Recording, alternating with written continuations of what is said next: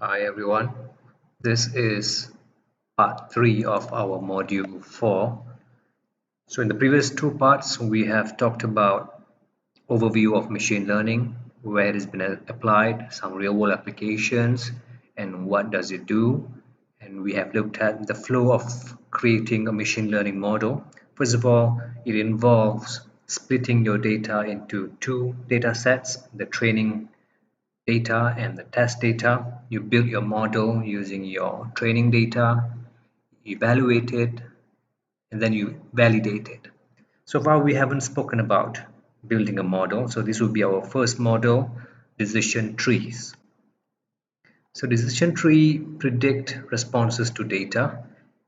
And this is how a decision tree would look like. So it looks like an uprooted tree. So these are called nodes. So in particular, this is the root node, this is just a node, and these are the leaf nodes. So to predict a response, follow the decisions in the tree from the root node down to a leaf node. The leaf node contains the response. So this is the output of the decision tree. And the way you predict it or you produce an output is by going through these conditions from one node to another. This tree predicts classifications based on two predictors, x1 and x2. So you can imagine you have a table with three columns. That is your data set. Column 1 is x1, column 2 is x2, and the third column is your output. And apparently here you have two possibilities of the output, either 0 or 1. To predict, start at the top node, represented by a triangle. The first decision is whether x1 is less than 0.5. If so, follow the left branch and see that the tree classifies the data type 0. So that means so if you have x1 value less than 0.5, no matter what is x2, if x1 is less than 0.5, your output is 0. So this is the prediction of decision tree. However, if x1 is greater or equal than 0.5, then follow the right branch to the lower right triangle node. Here the tree asks if x2 is less than 0.5. If so, then follow the left branch to see that the tree classifies the data as type 0. The output is 0. If not, then follow the right branch to see that the tree classifies the data as type 1. So this is how you generate outputs given inputs for a decision tree. Now let's look at an example. So you have a data set here. So for now, just ignore the fact that we have to divide our data set into two, train, test, split. You just have a data set and we want to build a decision tree for this data set. And we want to predict if John will play tennis given new data as such.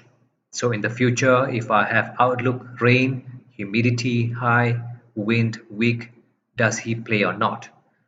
Let's look at our data set first. So we have data for 14 days altogether. We have information on outlook, humidity, wind, and play. So there are two possibilities of play, either he played or not. Outlook, we have three possibilities: sunny, overcast, and rain. Humidity, we have high, normal. Wind, we have weak and strong. And whenever he plays, I have colored the information to be green. Whenever he does not play, I've colored the information to be in red for easy visualization. So it's quite given the data set, and by looking at the new data, perhaps it'll be hard to guess. And we want to understand when John plays. So one of the methods to build a decision tree is by using the divide and conquer method, where it involves splitting our data into subsets. If the subsets are pure, which means all yes or all no, then we stop, or else we have to repeat the process over and over again until we get pure subsets. So Firstly, let's look at outlook. We can look at any variable if you want, but in this example, let's look at outlook, and you know there are three possibilities. So outlook has three possibilities: sunny, overcast, and rain. And looking at outlook, this is our data set. Whenever we have overcast, 1, 2, 3, 4, John always plays. So we have our, whenever overcast, we have the information in green, which means John always plays. So this is what we call a pure subset, where we have all the information here, yes. Whenever it's sunny, looking at our data set, we have this, all sunny here, 1, 2, 8, 9, 11, 1, 2, 8, 9, 11, right? And whenever it's rain, we have this information.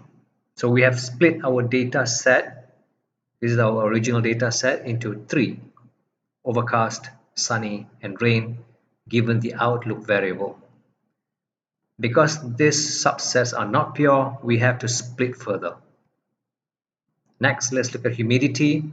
From here you can see that when humidity is high, John does not play. When humidity is normal, he plays. So we can split this into two, becoming like this. So here we have pure sets. For this set, let's look at wind. Again, we can see when the wind is weak, he plays, otherwise he doesn't play. We have this. So now we have all pure sets. We are done in constructing our decision tree. This is how decision tree looks like. So we start with outlook, we ask what outlook it is, and then next, if it's sunny, we look at humidity. If it's overcast, immediately is yes. If it's rain, we look at wind, and then we ask if it's weak or strong. If it's strong, no. If it's weak, yes. So we are done with our building our decision tree. We are ready to generate output for our new data, in other words, to predict whether John will play or not given rain, high, and weak. So we know that if outlook is rain, we have to go here. Next, humidity. Since there's no humidity is not checked here, we go to the next condition, next variable, wind. So if here given wind's weak, yes. So our prediction is yes. So that's how you build a simple decision tree. And these are the probability or the amount of data that is available at each node. So 9/5 means in the beginning we had John played 9 times and does not play 5 times. In this branch he plays 4 times, and so on. And as you can see, at each leaf node we have a pure set. Either he plays or he does not play. So let's look at an example. If you remember, we looked at the spam data set. So this is our spam data set. We had about 58 columns, and one of the columns is called spam, and it indicates whether an email is spam or non-spam. And the remaining 57 columns can be considered as inputs to our model. Those are the features of emails. So now we want to build a decision tree model using this data set. Let's see how we can do this. So this is Spider IDE. I have introduced this briefly during one of our extra classes. So here, I hope you can see this. Here we import our packages and our libraries, and here is where we read our Excel file or .csv file. As you can see, pd.read_csv spam.csv. This is my file, and first we select the columns as our input and target, And for example, here on line 19, I choose my column spam as my target or output. First step, we have to split our data set into two, training data and test data. Here I chose to have 90-10 split, which means 90% goes to my training data and the remaining 10% go to my test data.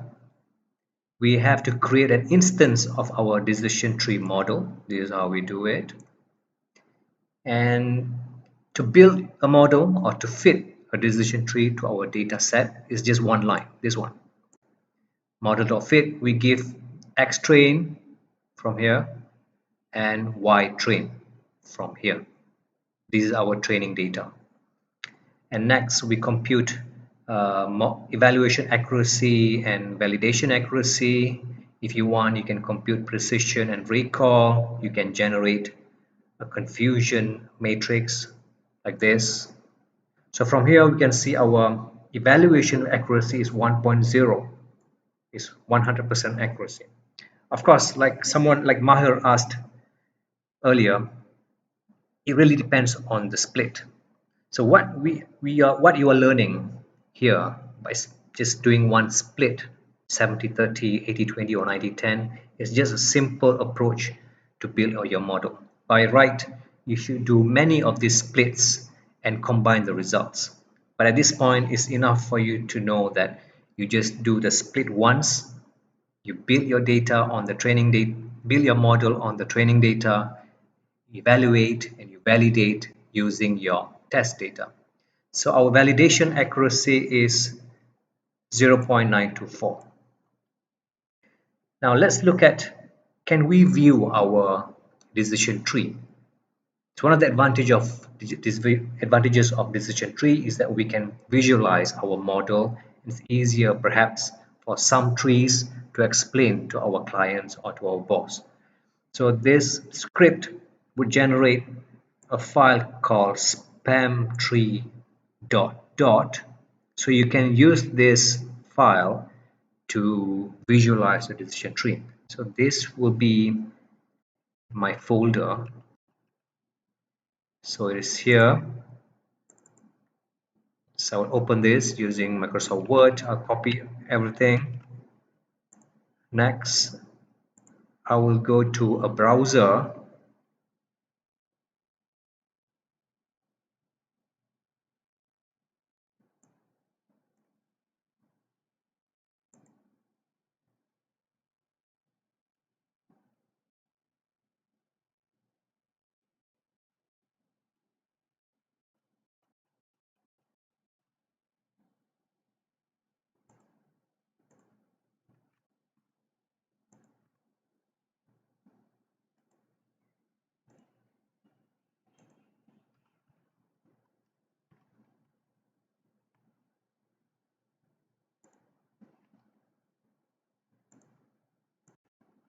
So by pasting the code here or the script, I can view my decision tree.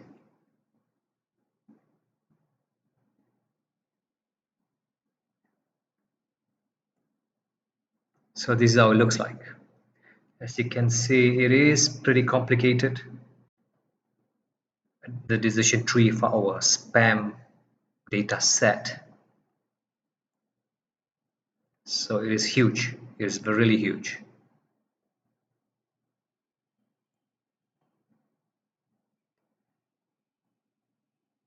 Anyway, you can do this on your own free time. I will upload the codes on e-learning. Now, let's go back to our slides. So that's it. We are done with decision tree. Next, prediction with KNearest Neighbor. So we are looking at another model to be used for supervised machine learning problem, specifically classification problem. So the KNearest Neighbor or KNN method scores an example by finding K training examples nearest to the example and then taking the average of the outcomes as the score. Given a positive integer k and a test observation x naught, the KNN classifier first identifies k points in the training data that are closest to x naught, represented by n naught. It then estimates the conditional probability for the class J as a fraction of points in n naught whose response values equal J. To make things easier, let's look at an example. So imagine you have a data set that has been plotted here. So you can imagine you have 3 columns of data set, where the first column is the x coordinate, the second column is the y coordinate, and the third column is the color representing the class of your data set. In the left-hand panel, we have plotted a small training data set consisting of 6 blue and 6 orange observations. Our goal is to make a prediction for the point labeled by the black cross. So now if you have a new data, imagine this is data that you obtain in the future. You want to predict the class for this point. Does it belong to the blue class or the orange class? First, we have to choose our k. Suppose that we choose k equals to 3. Then KNN will first identify the 3 observations that are closest to the cross. Okay, so because we chose 3, we have to look at 3 closest neighbors. So we have 1, 2, 3, because these are the closest to x. Now from here, we know that it consists of 2 blue points, 2 over 3, and 1 orange point, 1 over 3. So KNN will predict that the black cross belongs to the blue class, because 2 over 3 is greater than 1 over 3. So this is how the KNN model works. So if we do the same approach for all possible values here, you will get this decision boundary. So now you know that anything that falls here will belong to the blue class, anything fall here will belong to the orange class, and anything that falls here will belong to the blue class again. So how do you choose k? The choice of k has a drastic effect on the KNN classifier obtained. So if we choose k equals to 1, for example, we can see that decision boundary is overly flexible, right? It becomes it will try to classify every single point. So even a single point here becomes a region. So this is what we call the phenomena of overfitting. It does not generalize the pattern. It does not learn the pattern in the data, but it tries to fit every single data, which is not what we want. However, if we choose k to be too high, it becomes non-sufficiently flexible. We can see some blue class in the orange region, we can see some orange data in the blue region. So what it means is that it becomes too generalized, so this will create errors. So for a good k, try something such that you have a good chance of seeing 10 possible positive examples in each neighborhood. So in actual application, you will start k with small number and you gradually go up in the reducer again and choose where you get the best evaluation and validation accuracy, for example. Let's look at an example. Going to spider again, we try to fit a KNN model to our spam data set. So using decision tree, you saw the validation accuracy to be 92.4%. And how do we perform using KNN? Let's see. Because we'll be using the same train test split, I'm not going to split it again here. We're just going to use the data which is available on our variable explorer. So this is where we import the library. So by this, and this is where we create an instance of our model. We choose k to be 3, and this is where we train our model first by using our training data, and next to predict we use the test data for model validation, and here we compute the evaluation accuracy and the validation accuracy. So as you can see, in validation accuracy, we give the test output and the predicted output. So I will just select all this and click this one. And as we can see, our KNN accuracy is 72%. So using decision tree, we got 92.4, and here is only 72%. So this is how you have to decide which model works best for you. So not necessarily decision tree will be the best all the time. It really depends on the data set and the way you set some hyperparameters. So in KNN, K-nearest neighbor, our hyperparameter is the K itself. So perhaps by changing the value of K, you can get better accuracy and so on. Let's go back to our slides. So next model, prediction with logistic regression. If for decision tree, we can use it for classification or regression problems. K-nearest neighbor, we use it for classification problems. In logistic regression, we normally use for classification, even though it can still be used for regression problems, for some regression problems, as we will see. So what is logistic regression?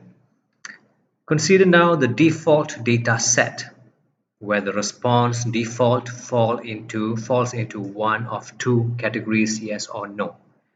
Let's look at default data set. So far we have looked at the spam data set, and this is our default data set. So as you can see, we have five columns, but only these four columns are useful ones. The first column is default. It shows whether a person has defaulted on his or her credit card balance.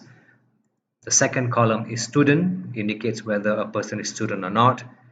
The third column is balance, how much he or she owes in the credit card. And the next column is income. So given a data set, we have to decide what we want to do. Do we want to do prediction or do we want to do inference, right? Is it a supervised or unsupervised machine learning problem? So if we want to predict whether a person will default or not given these three information, then it becomes a supervised machine learning, and it is a classification problem because the output is default and the values can be yes or no, and the inputs to our model is student, balance, or an income. Can be one of these, can be all three, or a combination of these variables.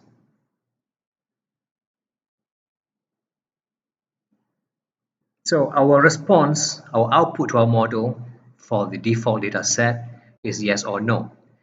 And logistic regression models the probability that Y belongs to a particular category. So logistic regression gives you out a number. And you know, whenever we talk about probability, that number has to be between 0 and 1. For the default data, logistic regression models the probability of default. For example, the probability of default given balance can be written as this. So the values of probability given balance will range between 0 and 1. Then for any given value of balance, a prediction can be made for default. For example, one might predict default equals to yes for any individual for whom the probability is greater than 0.5. Alternatively, if a company wishes to be conservative in predicting individuals who are at risk for default, then they may choose to use a lower threshold, such as probability of default is greater than 0.1. Let's look at our data set again. We want to predict whether a person will default or not, yes or no, given these three information.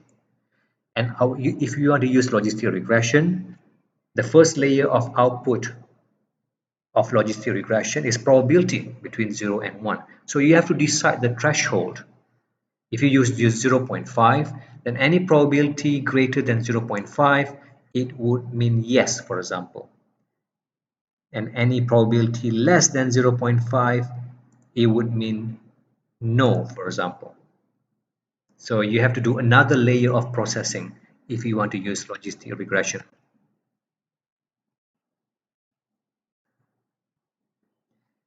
So why we have to use logistic regression? Because if we use linear regression, which means a linear straight line, some estimated probabilities are negative. So this is a plot, probability of default and balance. So balance is from our data set, this column, and the Y column is default, yes or no. So we have translated into 0 and 1. So perhaps 0 means no, 1 means yes. So if you instruct Python to give you a straight line, it will always give you a straight line. But you see the results is not realistic, because some estimated probabilities are negative. For example, if the balance is 100, for example, you will get the value negative, and negative cannot be used for probability. So that is why you have to use a curve like this, which is always between 0 and 1, no matter what is the value of x. And this is why we choose logistic regression. And how do you generate that S curve? Is by using this equation. So this is called the logistic function. X is our input. If you consider only one input, balance, for example, then this is balance. And beta 0 and beta 1 has to be found by using a method called maximum likelihood. Of course, you don't have to do it by hand, but Python algorithm, or if you use MATLAB algorithm will try to find the best values of beta 0 and beta 1 that fit your data. The logistic function will always produce an S-shaped curve of this form, and so regardless of the value of x, we will obtain a sensible prediction. And regardless of value of x, if beta 1 is positive, then increasing x will be associated with increasing the probability. So you can imagine if you are dealing with linear regression, this is mx plus c, and if you have positive m, it means in linear regression, as x increases, y will increase. So similarly here in logistic function, if beta 1 obtained to be positive, what it means is that if you increase x, the probability will increase.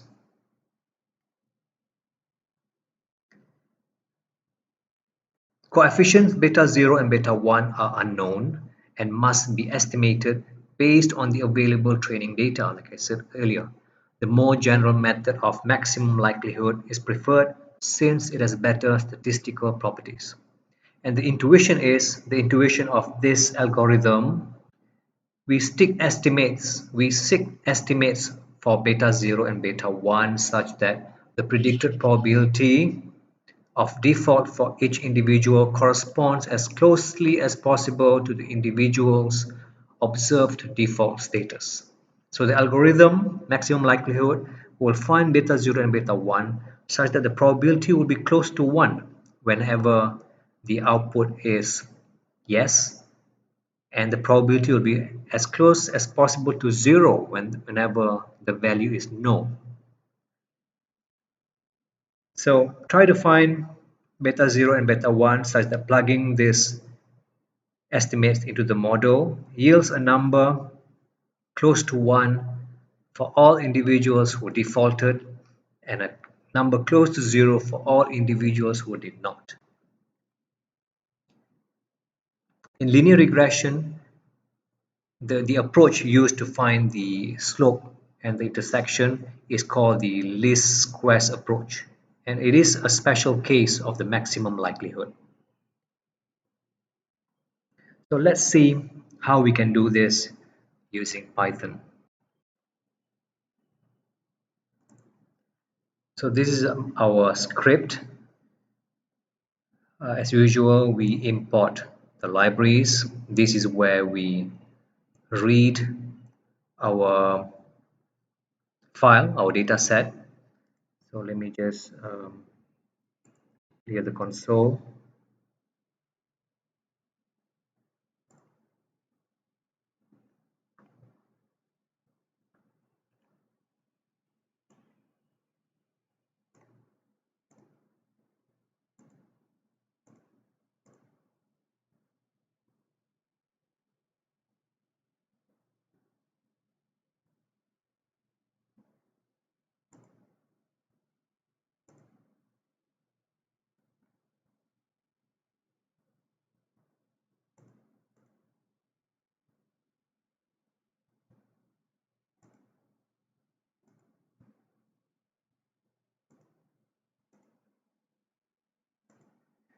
So by calling a print data.head, you can print out the first few instances of your data set.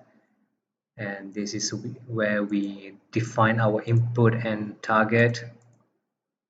This is where we initiate our random generator. This is called seeding, because the next line we are going to do our test train split. If you don't set to 0 or set to any value, each time you run this script, you will get a different training data and test data, which is fine. But since I'm teaching you, I have to make sure it's consistent each time. So that's why I set the random generator so that I will get the same set of data split each time. So let me just run everything. And I get our evaluation accuracy to be 97.4% and validation accuracy to be 97.1%. So in general, you want these two numbers to be high and almost equivalent to each other. If this is very high and this is very much lower than this, that means you are overfitting. So as much as possible, you want these two numbers to be close to each other and high, over 90%. And we can look at, you can go through this script by in your own time, but I have recorded the probability and the output. So this is the probability generated by our logistic regression model, and this is after you compare. Whenever it's less than 0.5, the prediction is no. Whenever it's greater than 0.5, the prediction is yes. Let's scroll down and see if we have yes. Obviously this data is not balanced. So as you can see here, whenever the probability is 0.91, and therefore the prediction is yes. So the algorithm, the maximum likelihood algorithm, will try its best to find the values of beta 0 and beta 1 such that this value corresponds to this as much as possible. So this value will be very close to 0 whenever this is yes, and will be very close to 1 whenever this is yes, and this will be very close to 0 whenever this is no.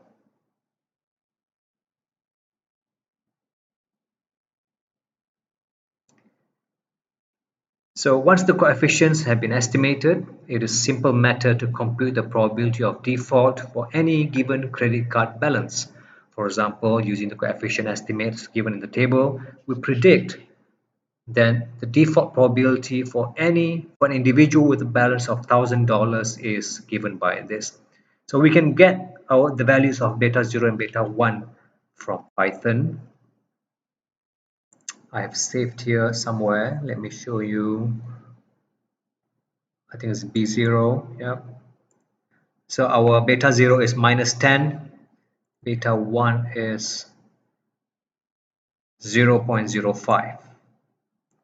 So positive value of beta 1 means as balance increases, the probability of default will increase as well. And this kind of makes sense in the real world. Whenever you have too much debt, credit card debt that you haven't paid, the possibility for one to default will be higher. So it's exactly shown in our logistic regression model here.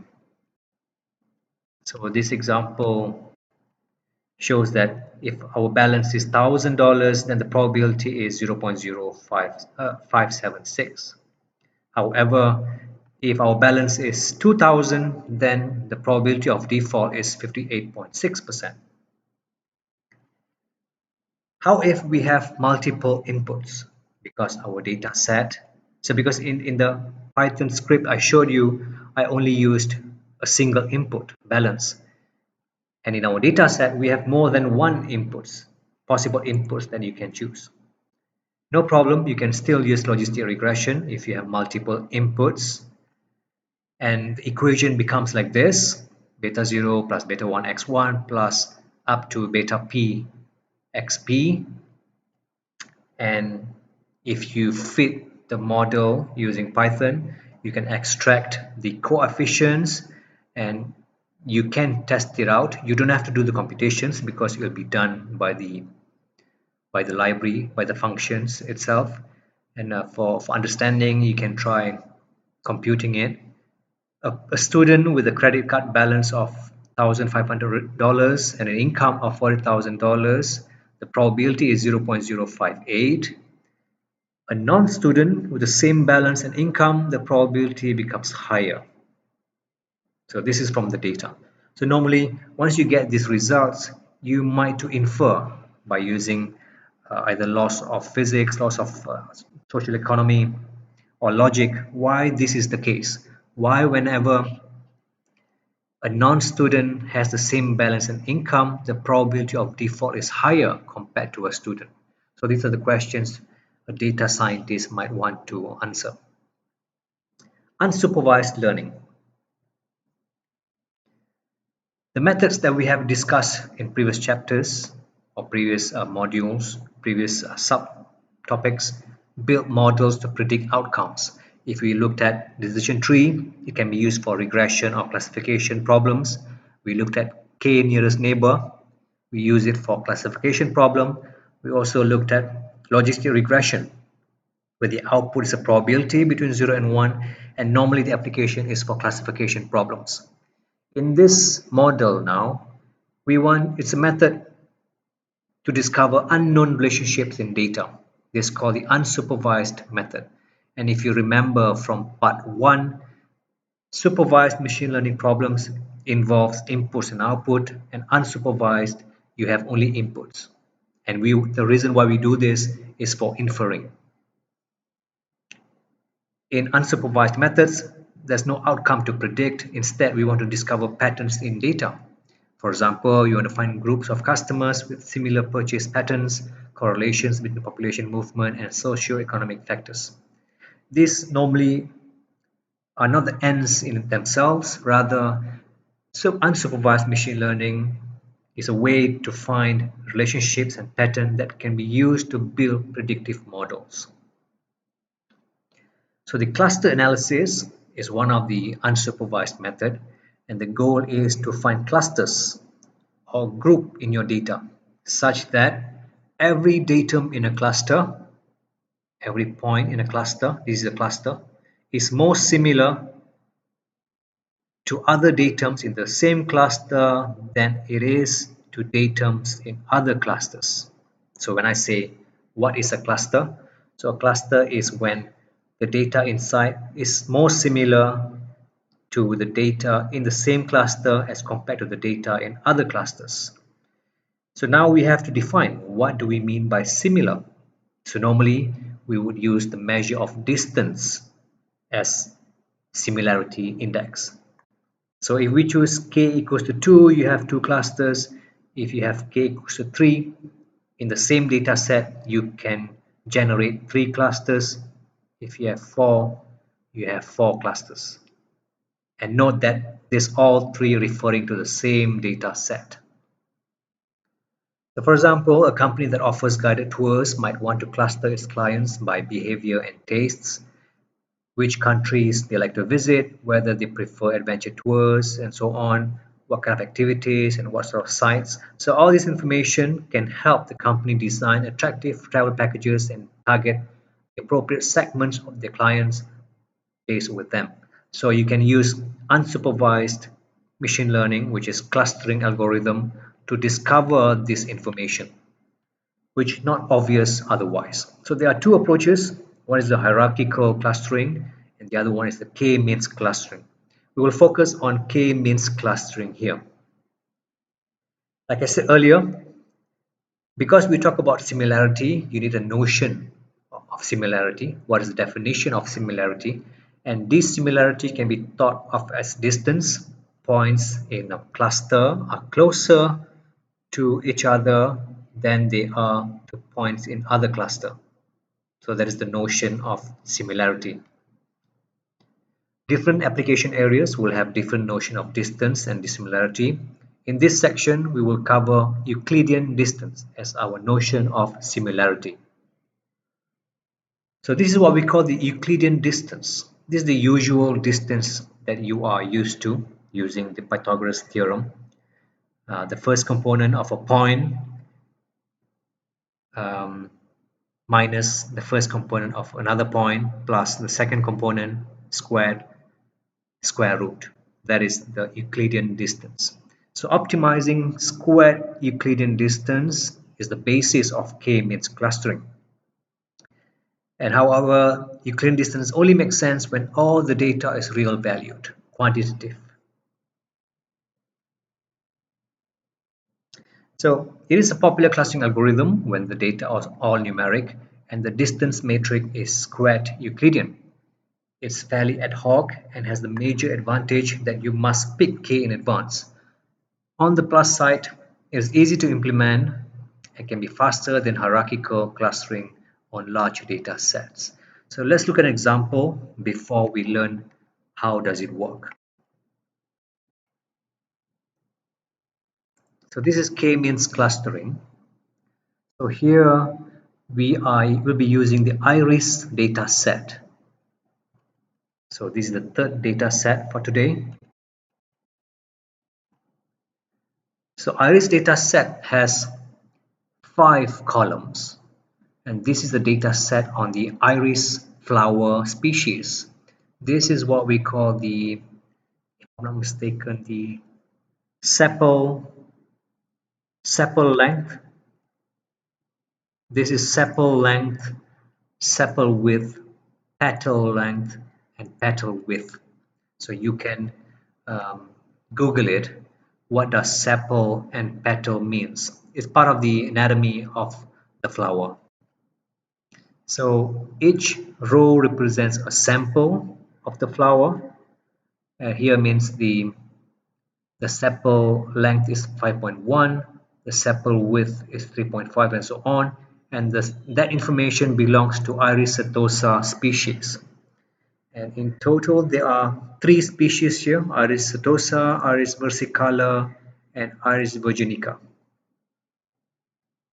So if you want to build a supervised machine learning model, specifically classification model, probably you like to have all these 4 to be your inputs and this is your output. But today we will be using this as an unsupervised machine learning problem, which means I only want to use this information and then compare with this and see if I can extract any useful information. So as usual, we import libraries. This is where we read our file. So we should say header none because in our data set we don't have header. If we don't say header none, this first row will be considered as the header when in fact it's not a header, it's part of the data. And here is where we build our model. We say we want 3 clusters and the rest you can analyze the code yourself, or we can discuss it another time.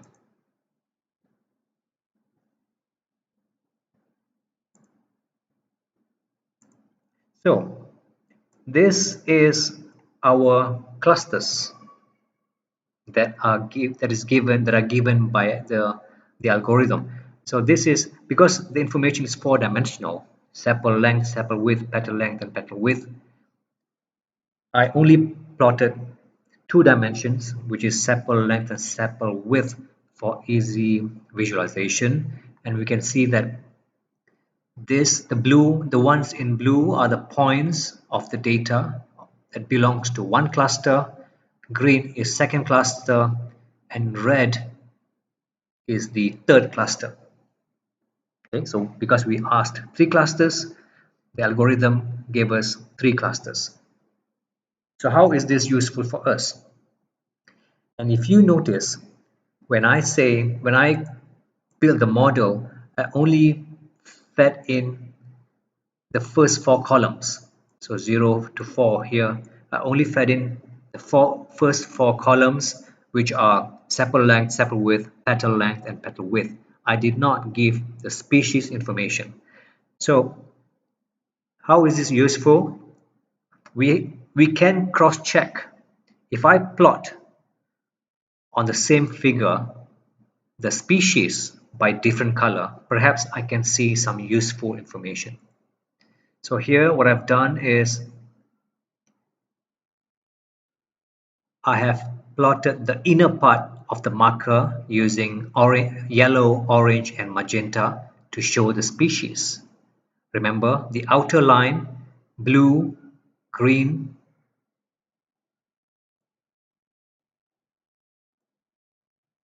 the outer line, blue is cluster 1, green is cluster 2, red is cluster 3.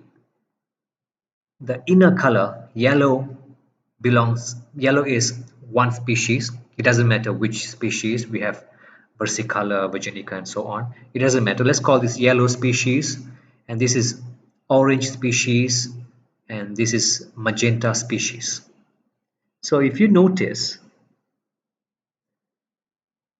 that yellow species, all of the yellow species, they belong to cluster blue. So this is interesting, right? 100%. Yellow species belong to the blue cluster, which means they are similar to each other in terms of sepal width and sepal length, petal length, and petal width. And if we look at all orange species, they belong to the green cluster, even though in green cluster we do have the magenta species as well. But we can say the reverse. All of orange species, they belong to the green cluster. However, when we look at magenta species, some of them belong to the red cluster and some of them belong to the green cluster. So perhaps nothing much we can say about magenta species. So I hope you can appreciate the information that we have obtained using K-means clustering here. Let's go back to our slides and see how does it work. So the function to run K-means is MATLAB. In MATLAB is K-means, but you saw in Python it is capital K, capital M means. So the way it works is that assuming we want two clusters. So in the beginning, you have to select the cluster centers, which means 2 points at random. So imagine the star is the cluster center 1 and the diamond is the center of cluster 2. Second step, assign every data point to the nearest cluster center. These are the clusters. So every point that are closest to this point becomes one cluster, and every point that are closest to this point becomes the second cluster. For each cluster, compute its actual center. So from here, you have to compute its actual center, which is the point that is in the center of the cluster. So you have this one, and from here you have this point over here, and reassign all data points to the nearest cluster. So from here again you have to get the points that are closest to this point as a cluster and points that is closest to this point as a new cluster. So you have this, and you have to repeat steps 3 and 4 until the points stop moving or you have reached a maximum number of iterations. So the algorithm is quite simple, and this is how you build your K-means clustering model. And remember, this is an unsupervised machine learning model. So we have reached to the end of this module 4. And some questions you might ask or discuss among yourself is, what is machine learning? You know, machine learning refers to a vast set of tools to understand data. There are different categories of the problems. If the output is class, we call it classification. If the output is numerical, we call it regression. And what is the objective? What are the objectives of developing a machine learning model? How do you build a model? Number 2, explain machine learning techniques and its categories. Why do we need to evaluate our model? Remember, model evaluation is measuring the performance of our model given the training data.